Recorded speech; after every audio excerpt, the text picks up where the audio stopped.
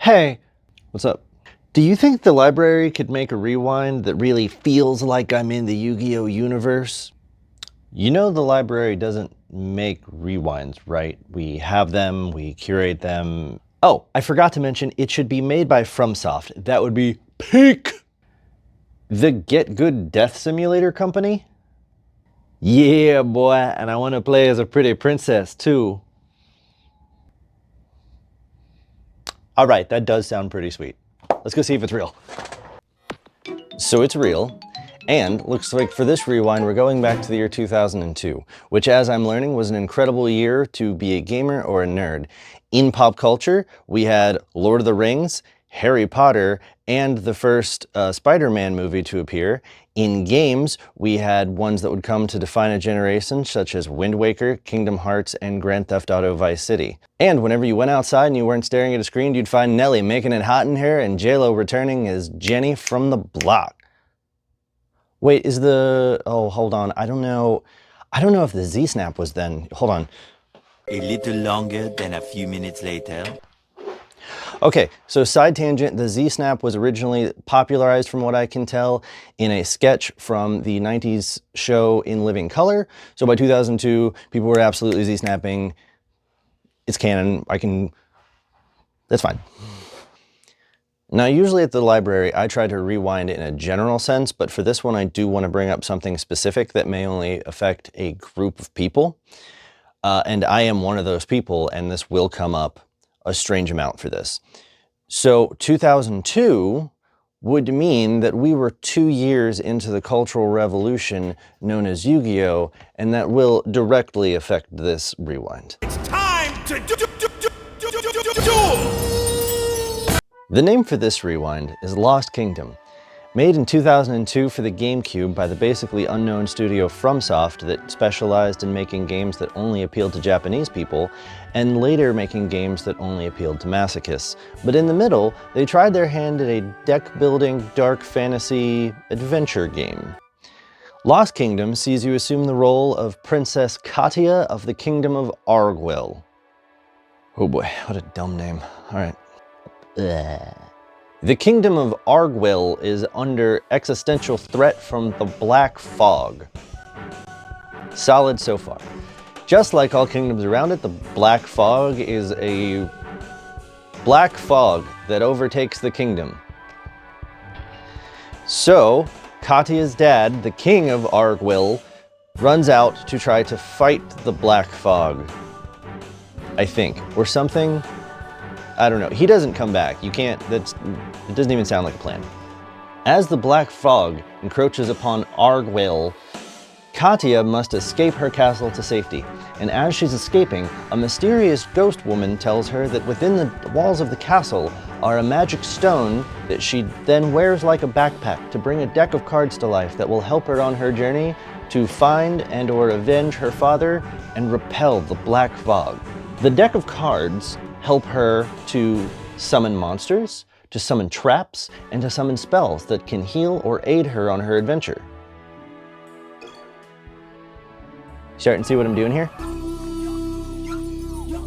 Boy, if I was a 10-year-old boy really obsessed with Yu-Gi-Oh, that would sound hella familiar. The gameplay is basically linear missions going from place to place, making enemies and friends along the way. The battles are structured like live action kind of early Pokemon games, where once you encounter an enemy that you don't see, kind of that tall grass scenario, you go into this arena where you can freely use the cards that you have at your disposal for battle. The deck that you bring into every mission is the deck that you have, unless you hit a checkpoint, and then you can kind of reshuffle and restructure your deck as you go along. And as you defeat monsters or open chests, you either gain just new cards, or you gain money, which you can then later trade to the mysterious ghost woman who happened to open a shop that sells you the cards that you need, which seems like a monopoly to create a problem and then sell you the solution. Don't hate the player, hate the game. The game actually manages to work in a kind of stress into this otherwise silly fantasy world, as it is set in a much darker setting with the oppressive existential threat of the Black Fog. A lot of the places that you go to are not populated. Some of the first levels are wastelands and graveyards for fallen soldiers and stuff. And finding monster cards, often in treasure chests, require you to explore the map a little bit. But of course, like with any early JRPG, the more you explore, the more battles you fight. Cards, each individual card, has its own kind of energy system. So an attack goblin can attack 3 times, and then that card's just spent and it has to go basically into the graveyard. But that is kind of a risk and reward thing, because then if I spend some cards to go find perhaps a new card, that card is obviously refreshed. If I hit a checkpoint, I can refresh the cards. So there's a little bit of resource management tension of how many cards did I bring, what type of cards did I bring, and do I have enough to fully explore this map, or am I really here to just kind of get it going? And there's of course also the general type of stress of any deck building game, whether it's real or virtual. You want a certain number of healing, but for every healing card, that's an attack card you don't have. For every attack card you don't have, that's a trap card you don't have. So anybody who just inherently enjoys deck management will get a kick out of this, but I should mention, I really don't think it's complex. I think if you go real attack heavy, it still works. You know, throw like 1 full heal card in there, and that's kind of maybe all you need for each mission. But for people who like a simplistic deck builder, it's not bad. Much like all JRPGs, through several trials and tribulations, Katya must go through her quest to find her father, defeat the Black Fog, but it turns out it was God the whole time, and you have to fight God, and I won't spoil if you win or lose. Maybe she dies, I don't know. The gameplay is pretty much been described at this point. It's not super complex, and you notice the loop basically within the first 3 missions, because that's when you open the shop, which will really open up a lot of new card customization options, including buying new cards, reshuffling the deck, restructuring the deck, and the ability to level up cards. You can get the attack goblin to be able to have more attacks before it's spent, or just have stronger healing, or whatever you think you need for your journey, obviously. But I think for the simple loop that it presents, it is pretty fun. It's certainly slow-paced. I enjoy that the action is, for a card deck building game, the action is live action, not you know, a card battling system, really. And again, with the small amount of stress, you have a deck of cards, and it'll show you the top card, and each of your cards are mapped to one of the 4 face buttons of the GameCube. So when you're getting attacked by monsters, I'm not going to pretend like it's super fast paced and you're countering and parrying and doing all these things, but it is a lot to manage to see the upcoming card, 4 options plus kind of dodge attacks. It's a very mild stress for people, again, who don't want to, you know, maybe you don't want to put in all the effort and become a master and build this ultimate customization deck, but you want it to be a little bit hard, and I think it is indeed a little bit hard. It's just a lot to manage. Make sure you're, you know, if you got the right card, if you know you have a heal coming up, maybe you're a little bit riskier. If you know you have only attacks coming up. The attack monsters obviously have different tiers. So if you have some big god tier AoE as my next card, I probably want to finish the fight before that, because you don't want to use your big AoE move at the end of a fight for like 1 boss, right? Now, with all that being said, I think it's only fair to also mention that this game did release to overwhelmingly meh critical reviews, scoring a 3.5 out of 5 and a 5 out of 10 across most critics. And anybody I could find on forums who was hyping up this game clearly had nostalgia for it. So it seems a bit like a cult classic, especially since it is from FromSoft, when they weren't really making mainstream games. So these games, probably it was one of those ones that were word of mouth at best. But the question for this rewind, like it has been and like it always will be, is Lost Kingdom worth your time? Is it a good time to play today? Let's go back to the library and talk about it.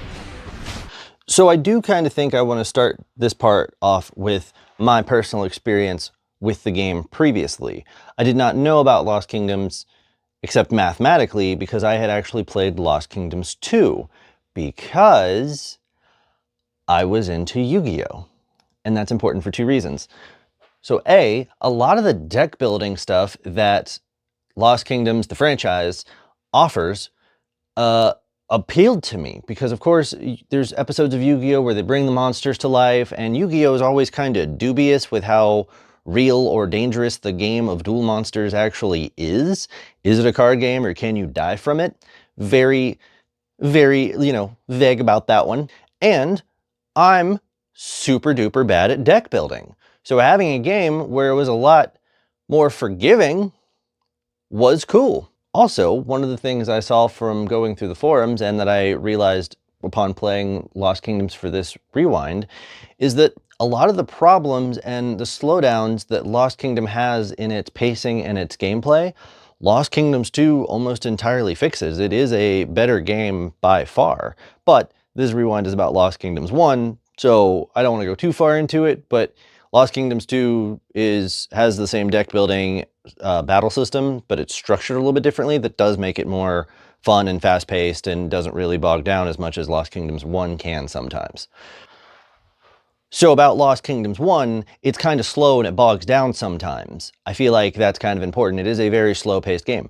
Now, I kind of want to be empathetic with that because there are a lot of gamers who like that. You don't always want to be on the edge of your seat. You want a challenge, but a challenge that you kind of control. It's almost like a cozy dark adventure game, maybe. So it's very slow paced, so you're gonna have to take that with a grain of salt. And this kind of goes for a lot of the stuff. I think from a modern lens, the entire idea of walking through tall grass, encountering an enemy you don't see, and then being like mistied away to an arena to do battle, and then you get mistied back to your thing like nothing ever happened. It's a very slow mechanic. I don't think that's, even in turn-based games, I don't know that they still do that. Maybe I'm wrong, maybe I'm not keeping up with turn-based games, but it's a slower mechanic. That's not, it's noticeable. For a slower game, it's pretty good. I did have a good time. I just wish the action was a little faster and that I didn't keep getting mistied away, as I said. So I did enjoy the game. I think it's worth playing, but you should really know what it is when you're getting into it. It's not going to test you mentally. It's not going to leave your fingers bleeding and your heart racing.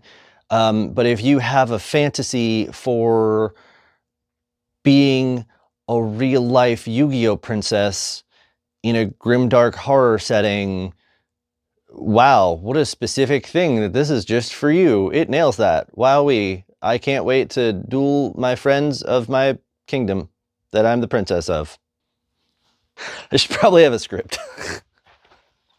So, if any of that appeals to you, then I think Lost Kingdoms, And more specifically, Lost Kingdoms 2, I'm just gonna say it's a much better game, but I'm not gonna do an individual rewind on that one, so there you go. is actually a pretty good time for you. And if only some of that appeals to you, you might just be able to find it somewhere else, truthfully. But I would suggest checking it out. Like I said, it's for the GameCube. If you disagree or you hate me and you think I'm wrong, let me know down in the comments what you think. Thank you for watching.